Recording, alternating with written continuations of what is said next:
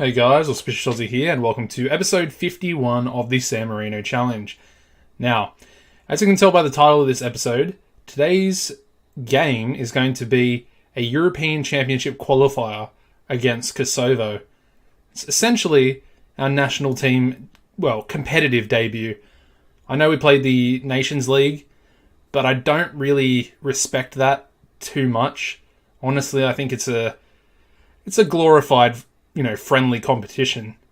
Whereas, Euro qualifiers, it's serious business, albeit we're probably not going to be too competitive. Now, as I said, today's opponents are going to be Kosovo. However, I first want to go through some of the club stuff. As you can see here, we are currently in first position in Serie A.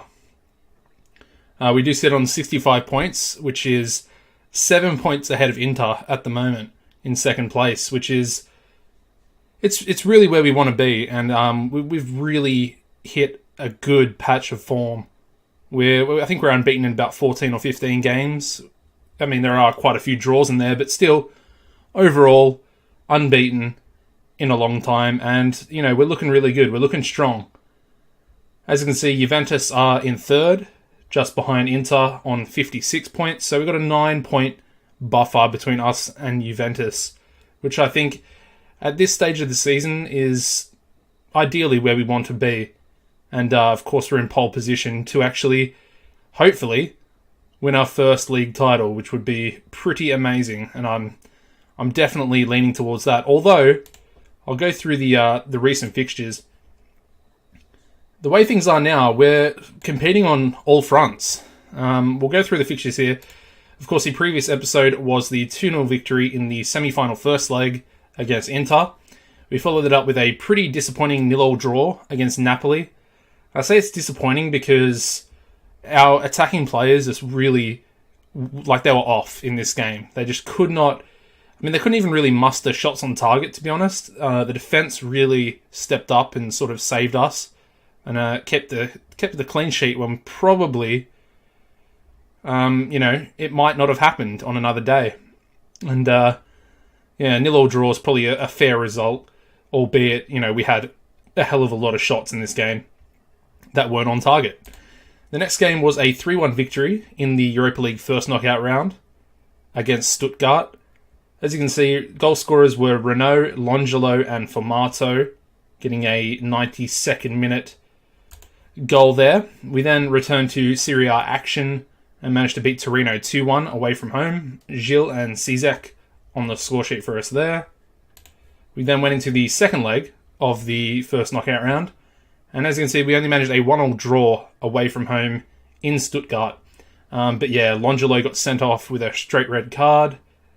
But luckily, they got their goal, and Novi actually scored an equaliser 1 minute later. So we went through 4-2 on aggregate. Pretty good stuff, Stuttgart are a pretty good team, so I think it was definitely a pretty strong performance over the two legs. We then returned to league action once again and managed to beat Sampdoria at home 2-1. Armini and Gil on the score sheet for us there. And as you can see, they got a late goal in the 92nd minute. We then went into the second leg of the semi-final of the TIM Cup. And as you can see, another 0-0 draw. Again, not the greatest result in the world, but it was exactly what we needed. We had the 2-goal lead from the first leg. And basically, we kept them out. No goals conceded. We go into the final, and we'll actually do that next episode against Roma, who surprisingly beat Juventus in the other semi-final, which I thought we were going to be versing Juve. So Rome is a nice little surprise. Obviously beating Juve, they're a pretty good team, and I think everyone knows that. But looking at the two opponents that we could have faced, I'm pretty happy to get Roma. I think they are beatable, and I think that we could potentially win our first, sort of top flight piece of silverware.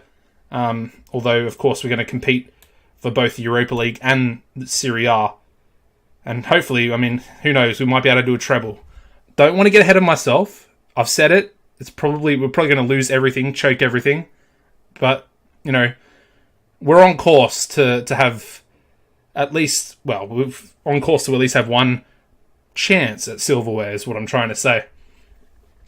Anyway, the next game was another 0-0 draw, this time coming against Udinese, who I believe was 16th in the league during this time. Again, not a really good performance. It's worth noting in the Inter game that Longelo actually picked up a 4-month injury, so he's going to be out for the rest of the season. And that does leave us without a proper first-team striker. Now we have Dorm, who is the 18-year-old German. He's pretty good. He's, 3-star current ability, 4-star potential. He's got some good attributes, he does. But he's a youth prospect. He's not a first-team player. The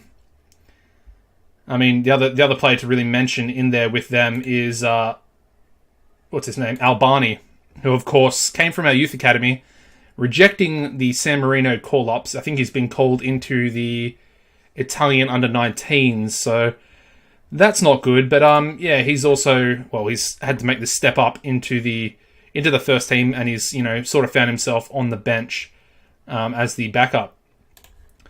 We then went into the second knockout round of the Europa League, and we drew Celta Vigo, and we managed to beat them away from home 2-0 in the first leg, which I think is a very strong performance. Viviani and Formato on the score sheet for us there, giving us a very strong lead going into that second leg. We then versed Palermo in between the two legs, and as you can see, we beat them 3-1. Worth noting that I started both Ugolini and Vicini at centre-back during this game. Palermo were I believe they're still in 20th place, but during this, they were coming last. We started off the game pretty badly, though, because Nicholas scored in the 3rd minute, and I was like, okay, well, maybe I probably shouldn't have started both centre-backs today. However, we came back pretty emphatically as well in the last game with a brace, and then we also had Copolaro scoring an own goal. And we were 3-1 up going into half-time. Didn't really do anything in the second half, but, it is what it is. We then went into the second leg of the second knockout round, and as you can see, we managed to beat Celta Vigo 2-0 at home as well. So 4-0 on aggregate. Novi scoring a brace in this game from midfield, I believe. Yeah. Good stuff. Into the quarterfinals, in which we will verse Bournemouth, who have a pretty strong team. They seem like they've progressed in the EPL, which I'm a little bit worried about because, I want to try and at least make it to the Europa League final. I think that, as a minimum, that would be quite a good achievement. But yeah, Bournemouth are going to be tough. And a lot of the other teams that are still left in the competition, just look at them. You got Dortmund, Arsenal versus Leipzig, and then you got Marseille versus Chelsea. And Marseille, they have a very good team as well. As you can see, some of these players, they got this guy, the Georgian player, valued at $47.5 million. But yeah, they got some really good players. Let's just say that. And they're versing Chelsea, who probably have one of the best teams in the world at the moment, along with Arsenal. And all these teams are in the Europa League at the moment, and I'm a little bit scared, but, I want to be versing the good teams, I really do. Anyways, the last game that was just played was a pretty interesting 3-2 victory against Spal. They really pushed us in this game. As you can see, we opened the scoring through Conforti. They got one back in the 38th minute. In the second half, we then had Renault score in the 53rd minute, and we actually went 3-1 up. Albani, of course, the youth prospect from the academy, who's rejecting our call-ups, managed to get his first goal for the club in the 85th minute, and they did get one back in the 90th to take it to 3-2, and they were actually pushing forward in the last 4 minutes of the game during our stoppage time, so it could have been a draw, but, we held on, and I'm pretty happy overall with that performance, and that is sort of the result that gave us, a 3-point lead, from where we were. So we were 4 points ahead, buffered up to 7 points. That's a really solid gap, I think, in terms of title races. So yeah, that's everything in terms of the club team. Now, of course, our first, real debuting, I'm doing quotation marks, but our first real debut for the national team. I'll show you our group here. It's a pretty tough group, I'm not going to lie. We've got Bulgaria, Croatia, definitely the strongest team in our group, I think. We then have Kazakhstan and Kosovo. Now, I feel like we could probably get at least a point out of both of these teams. You know, we're going to verse them twice in the qualifying, so I would expect at least one draw out of those 4 games. And I think it's possible. And of course, the other team in the group is Scotland, who also have a pretty strong team, as you can see. They've got Tierney, who's valued at 59 million at Manchester United. They've got some other good players, Gold, Che Adams. And then they got some. Well, they got Billy Gilmore as well, who was a player I was actually looking at bringing into the club team. And they got this guy Tom Dunlop, who is a very, very solid 20-year-old goalkeeper. So they're a bit of the. I would say they're probably either the second strongest team. Bulgaria, again, they've got some good players, but you know they're probably the middle team. I would say. I think Scotland, Croatia, then Bulgaria. And then Kazakhstan, Kosovo, and I guess us, we would kind of be last in terms of rankings. But that's how that looks. Let's get into today's game. Of course, international management, not something I'm really too accustomed with. Obviously, it's not too different. The only problem is that we, of course, can't, sign players for the national team. So essentially, we've got to just wait for our own club to develop players. Now, I have been actually thinking of ways that I can help the San Marinese league. Now, I was thinking if I buy a couple of their players, maybe not each team, but maybe the top 4 or so teams. If I buy one of their players for £1 million each, that injects £1 million into that club. And my theory behind it is hopefully they will reinvest that either into their facilities or into players. And if they invest in players, obviously, it can have negative effects with, spending too much and wasting money and stuff like that.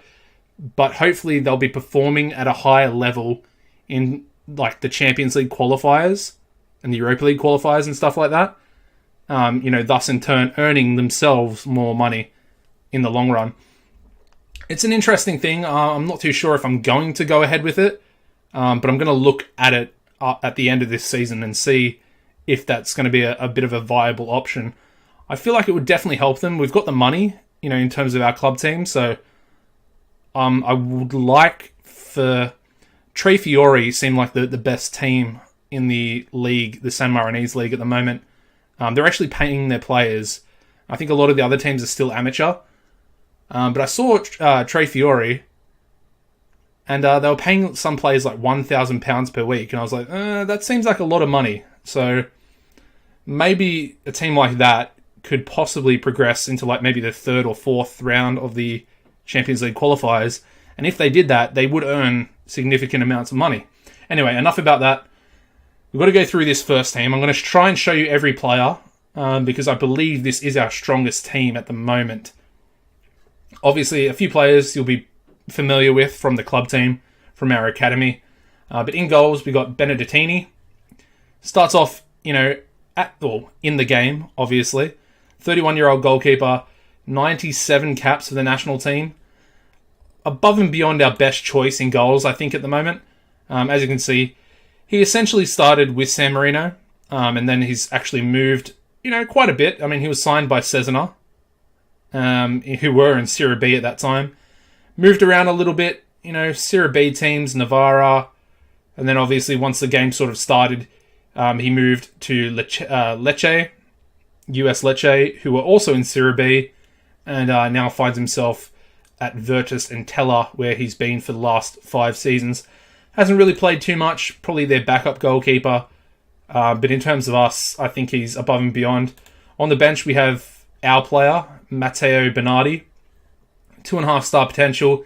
Doesn't look that great, but again, for what we have, he's probably our second best option. At right back, we got David Mancini. A pretty solid option. A little bit of pace. Solid enough defensively. 22 caps for the national team so far. He actually started his career, essentially he started at Udinese. which is a pretty big club for him to be at. And obviously that's, it's beneficial to the national team as well. We then have our two centre-backs, of course, Ugolini, looking really solid, progressing quite nicely. We're giving him some first-team football along with Vicini here, who's sort of my personal project at the moment. I really like Vicini. The fact that he's a left-footed centre-back really makes me want to play him as much as possible, because left centre-backs, or left-footed centre-backs, they're quite hard to come by. You don't usually find players that can play on that left side that are left-footed. You usually have to play a right-footer there most of the time. At left-back, we're going to go with Massimo Moroni. We need a left-back, basically. And, with the club team, we essentially do have a left-back. Worth noting that we got absolutely nothing in the youth candidates. As you can see, the best is a 2.5, and basically I've offered 2 contracts to this guy, who is San Marinese, another centre-back, which is awesome. Not really, but yeah. And also this guy, who is a goalkeeper. Again, we need more goalkeeping options because we're really, really limited. But all the rest of the players are basically, majority are Italian, which I'm pretty upset about, because we want to be developing San Marinese players. And it's just not good. Anyway, the guy I was talking about, let's go to the under-18s. The guy I was talking about is this guy, who's very, very good, Michelotti. Oh, I just wish that he would accept the call-up, but yeah, he rejects it. He would rather wait and try and represent Italy. But as you can see, he is quality. He is really, really good. PSG are interested in him at the moment. Luckily, he doesn't have a release clause, so they can't really steal him from us. Part of me wants to sell these players to these big teams because of their facilities, but then I'm like, they're not going to play. They're really not going to play, and they're not going to develop for the better. In terms of our training facilities, they're being upgraded again, and they're sort of getting to a pretty solid level. They're not top training facilities, but they're getting up there. I think we can check after the game, but we are putting a lot of money into it, and every time I upgrade it, I'm asking for another upgrade. So yeah, and obviously the coaching team is very good. I think our lowest rated coach in star ratings is 3.5, so everything else is above 3.5, which is good to see. So yeah, where are we up to? We're up to defensive midfield. Now, defensive midfield is a position that is, we don't have any defensive midfielders. So basically, we're having to play centre mids as defensive midfielders. And yeah, Spraga is pretty solid. He's got a lot of 10s, a little bit of strength about him, which is obviously what you sort of want in a defensive midfielder. Good first touch. He's okay. He's okay. The only other player that we have that can actually play defensive midfielder is this guy, Giacosa. And as you can see, he's pretty dreadful. He's got good vision and free kick taking, and that's pretty much it. So, yeah, limited options in the defensive midfield position. On the right wing, we've got this guy, Gasperoni. Very, very, he's not great, but he's solid enough. Really good pace and acceleration. Technique, and that's kind of about it. 5 dribbling, pretty dreadful. 9 crossings, not too bad, I guess. But yeah. I want better youth prospects. I upgraded the youth recruitment and, what is it called? Basically, scouting, what is it called? No, I can't remember what it's called. I'll show you. I may as well show you now. I've talked about it enough. Let's have a quick little look. If I can click, I can't click on there for some reason. Nope, still can't. Okay. Well, we'll check after the game. Okay, so where are we up to? Let's go with the left wing. So Berardi is a player that obviously starts in the game as well. As you can see, he's sort of decreased a lot. He's now playing in the San Marinese league. He did play in Italy for quite some time. Obviously, Rimini Calcio. He was at Torino in Serie A for a while. Didn't play any games for them, and then got loaned out a little bit to some Lega Pro clubs in Italy. Then he went to Australia, which is obviously where I'm from, and went to Melbourne City.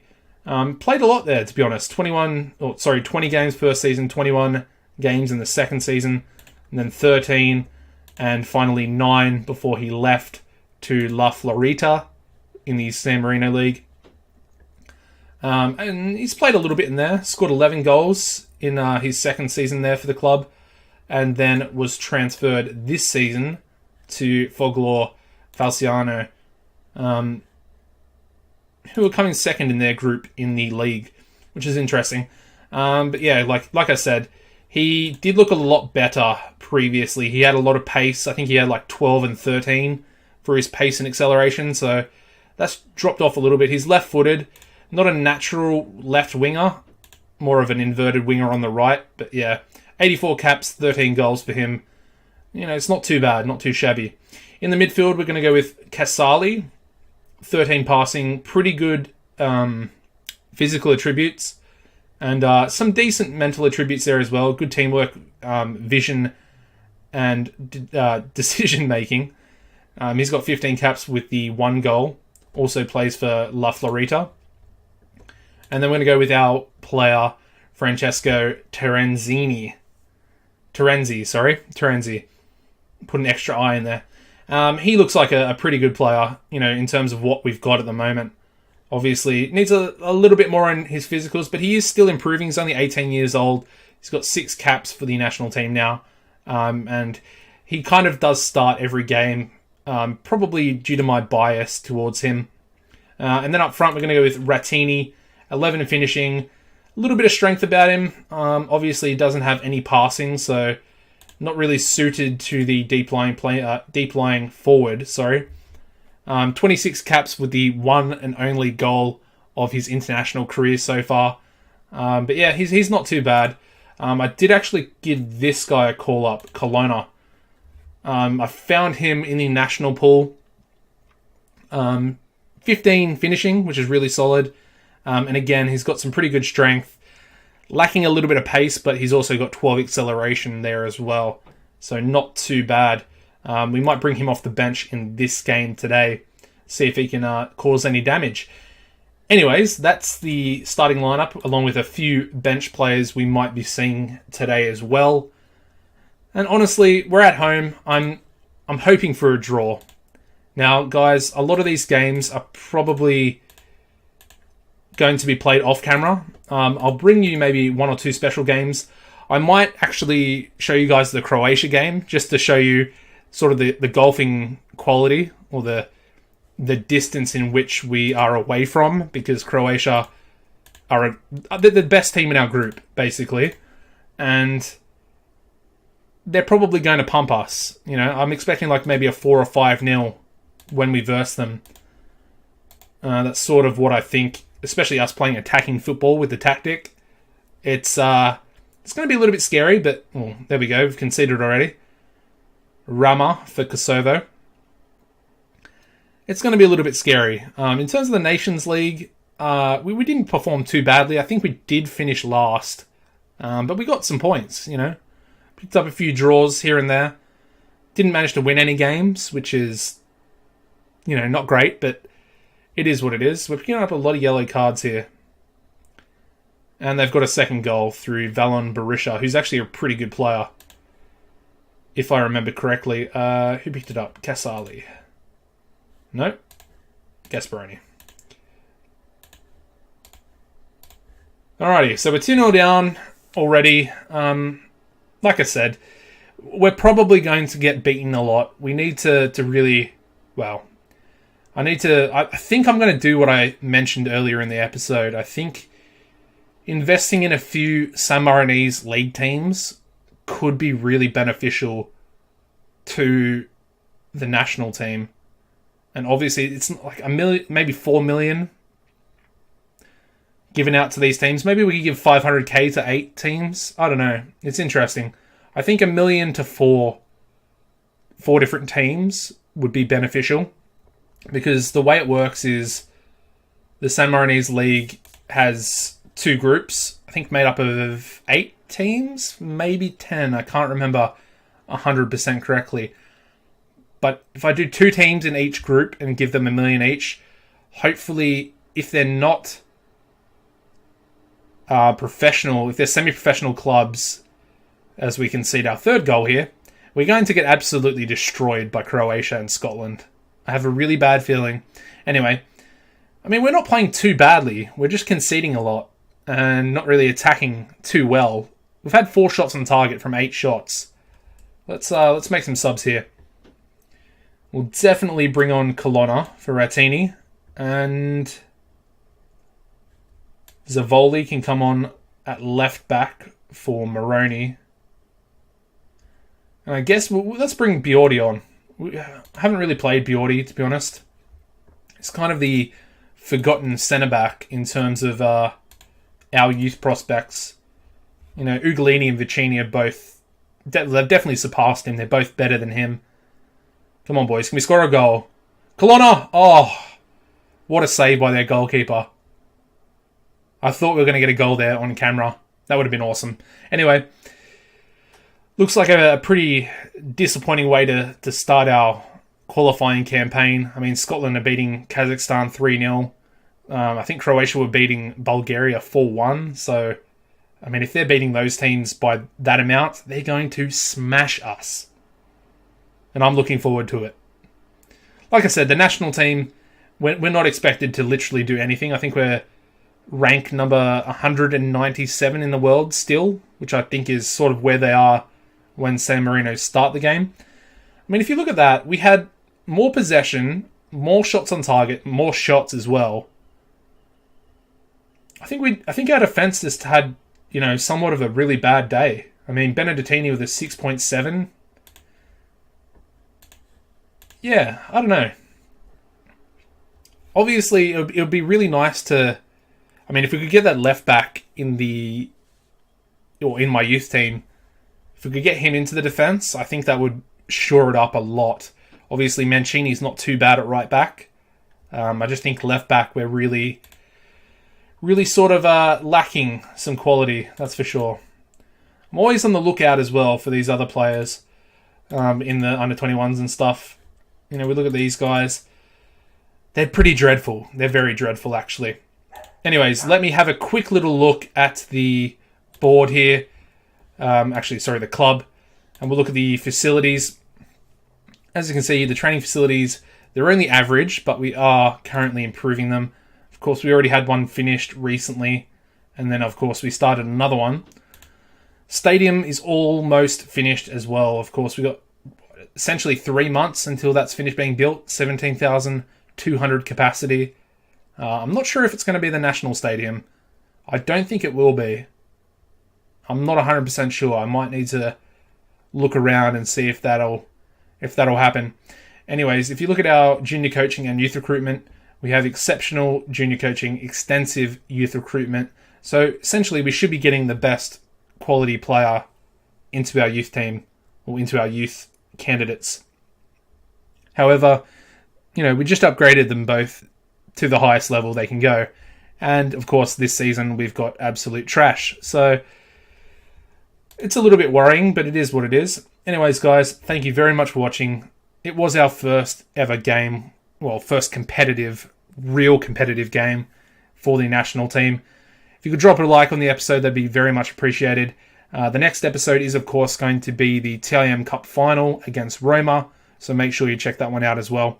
Subscribe, hit the notification bell, and that should hopefully keep you up to date with all these episodes coming out in the future. Take it easy, guys, and goodbye.